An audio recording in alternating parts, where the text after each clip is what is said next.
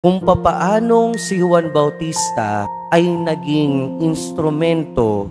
at paraan para maipaghanda ang pagdating ng ating Panginoon. Ganon din naman,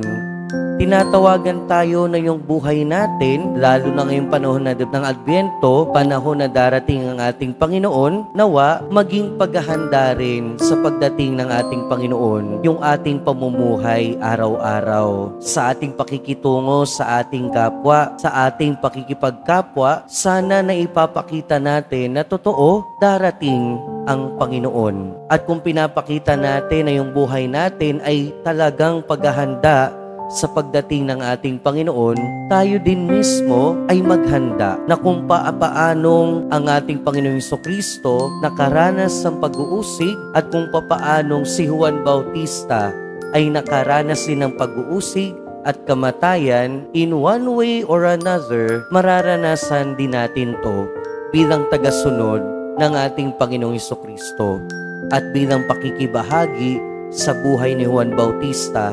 at ng ating Panginoong Hesukristo.